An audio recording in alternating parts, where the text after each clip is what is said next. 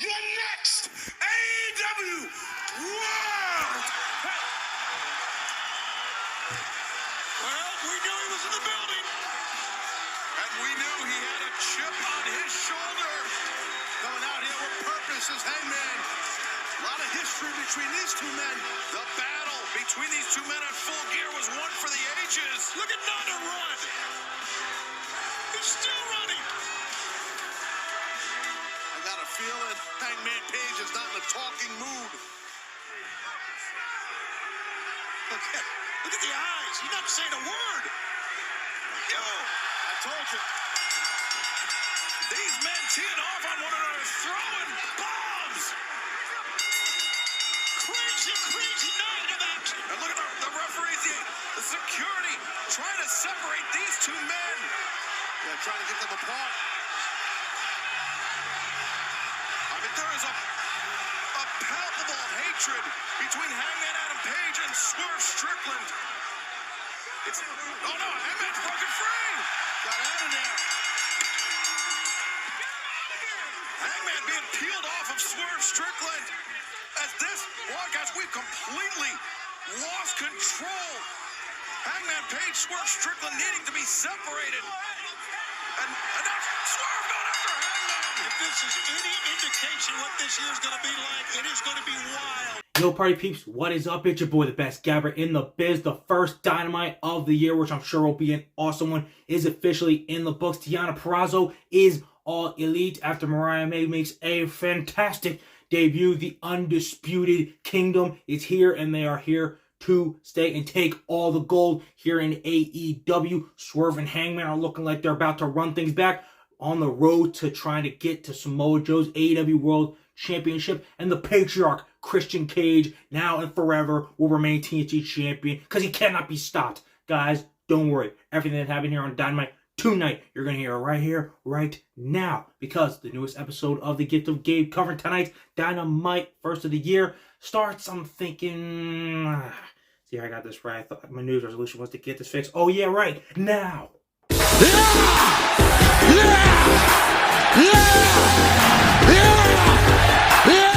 Alright, you guys, so we kick things off for Dynamite. I was there. We kicked things off with, the boom, Adam Cole's theme, but then it shifted into the new theme of the Undisputed Kingdom. Cole, Roddy, his real best friend, Wardlow, Taven and Bennett, the Kingdom, all together, and they laid out their mission statement for the group. Roddy, he's going to take the International Championship, and Wardlow is going to go on to win the world title after climbing the ranks, and then he will do the right thing in Adam Cole's words, and once he's healthy, ready to go, he will hand over the AEW World Championship. Now, guys, Roddy beating Orange Cassidy down the line is definitely possible, but look, we all know that scenario of Wardlow giving the title to Adam Cole is never actually going to come to fruition because people are going to stop them, and then even Wardlow does build up himself up for a title shot, he won't win because that'll be when someone like maybe an MJF returning ends up coming back and costing Wardlow that shot. And, when Cole is healthy, boom, you have MJF, Adam Cole. I kind of thought they were going to try to maybe do it like Undisputed Empire. That way you could keep the, the UE that like they did with Undisputed Era, Undisputed Elite. But Undisputed Kingdom, 1,000% works. And, we can just do this. We can just do this.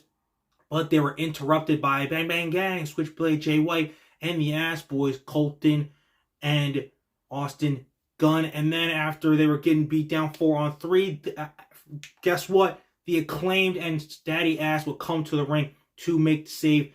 It's looking like they're going to end up doing the enemy of an enemy kind of thing against, the Undisputed Kingdom, which does make sense because all these guys got taken out by the Devil and his goons, by Cole and the others, while they're running roughshod over AEW over these past 3 months.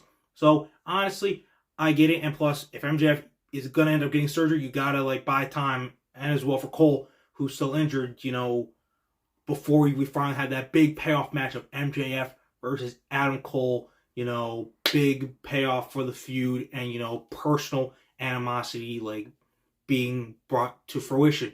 But it was kind of funny because Wardlow's face after Adam Cole said, "You'll just give me the championship," literally pretty much sounded exactly like this. guys, on a night where we had debuts by DEONNA PURRAZZO. Side note, I love that for the AEW Women's Division. It's been getting better as of late. And overall, I think that you can, if you see the writing on the wall, truly, this is going to be a great year for AEW, and especially for the women. Mercedes is going to be coming at some point. But starting off with DEONNA PURRAZZO to interrupt the incredible Mariah May after her even more incredible debut. It's a start in the right direction.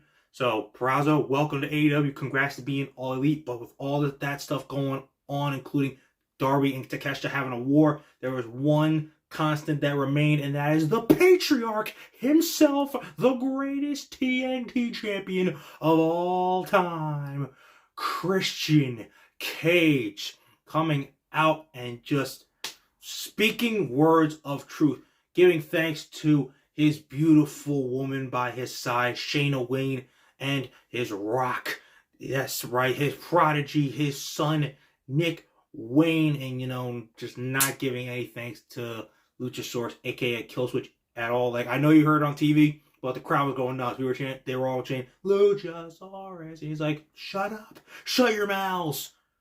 Honestly, the turn for this is coming, and I said it before, the turn is basically going to be when they're beating down Luchasaurus, when that is going to be his name again. That's when you're going to hear, oh, oh, oh, oh, oh, oh.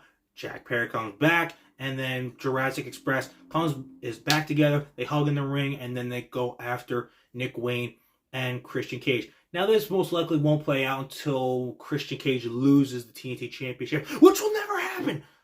I'm just kidding. Christian Cage at some point is going to lose the TNT Championship. There's a lot of great options. I saw maybe Mark Briscoe trying to go after the championship. I'd be all down for that. And if you were there in the arena, it's circulating online. Tony Khan said this is going to be a big year for Daniel Garcia, so I'd be perfectly fine with Daniel Garcia even coming in and taking the TNT Championship off of Christian. There's a lot of great stories to build off of Christian Cage's TNT Champion still after all this time, because he's just that good.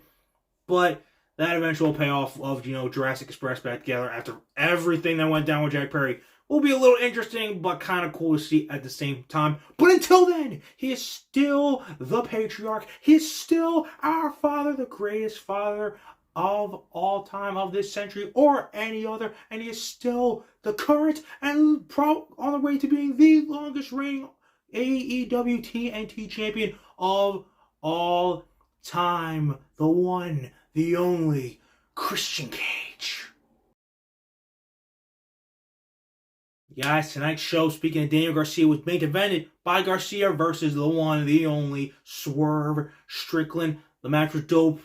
Let's just get out of the way. Yes, I saw the botch, just like you guys did. I was there. It was unfortunate. The table was just too small for him to turn around and lock in the sharpshooter, but don't let that take away from the fact that it was a super dope match. Swerve ends up getting the pin, and it showcased how both those two are going to be having great years, and the championships they are looking to go after, they are going to win them. But after it was all said and done, Hangman Adam Page, who had showed up literally right before and said he was just wanted to kick somebody's ass, showed up, and we are running, and we may be kicking things off the new year with a new era, but the more things change, the more they stay the same, and we're running back more of Hangman versus Swerve, which honestly, you're not going to find not a lot of people to really complain about that. Both of their matches that they had before were fantastic, and the story was great for both of them. So honestly, running it back doesn't sound like too much of a bad idea. But honestly, what I think they could be setting up is for Swerve and Hangman have a #1 contenders match over the next coming weeks, and then it has a time limit draw, and then they both get attacked by Samoa Joe, who will be on commentary, and it sets up Joe defending the AEW World title at Revolution versus Hangman Page and Swerve Strickland, and boom, that's where Swerve Strickland finally becomes the man officially in AEW by becoming the first black AEW World Champion and ushering in the Swerve era here in AEW. No, I 100% could be wrong. Now, maybe they use that match for Joe to choke out Hangman and Swerve can be like, I never got pinned, do Swerve and Joe at Double or Nothing, and that's where Swerve wins. But one thing is for sure, over the next coming months, Swerve will, before we get into the summer, Swerve will be the AEW World Champion, and we'll all be swerving when we drive into that freaking fast lane, because oh my god, it is going to be great, but I honestly love them using that personal animosity feud of Swerve and Hangman, who both do want the AEW World title, to, set up into a potential triple threat against Samoa Joe for Revolution. It sounds great, but like I said, at the end of the day, there's only one man that's going to be walking out AEW World Champion, and that man is the master of swerving when he drives, because whose house? It's Swerve's house. Alright, you guys, that is Dynamite. We are done. Put it in the rearview mirror. First one of the year is done. Like I said, there's going to be a great year for AEW. Just look at the writing on the walls. I can't even list all the great things that I'm sure are going to be happening this year, but we got to move on. We are still on the road to the Royal Rumble PLE, which is the beginning, the road to WrestleMania in Philly.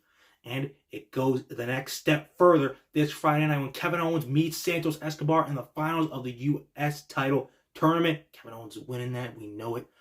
To fight Logan Paul at the Rumble. And then, guess what? LA Knight, yeah! Versus AJ Styles versus the Viper, the Legend Killer, the Apex Predator, Randy Orton. The winner gets Roman Reigns at the Royal Rumble for the Undisputed Universal title. And guess what? Roman Reigns is going to be there to scout his next challenger and maybe laugh in person to everything that The Rock said, including wanting to be the head of the table this Monday on Raw. Guys, seriously, you're not going to want to miss anything going down on this episode of SmackDown or the future shows going on soon, like Royal Rumble, Elimination Chamber, WrestleMania, Revolution. It's all going to be crazy, and you're definitely not going to want to miss what your boy, the best Gab in the biz, has to say afterwards. So, guys, hope you enjoyed Dynamite tonight. First of the year is in the books. It's time to get through the first SmackDown of the year for SmackDown New Year's Revolution. So, until then, you guys, deuces, I will see you on Friday.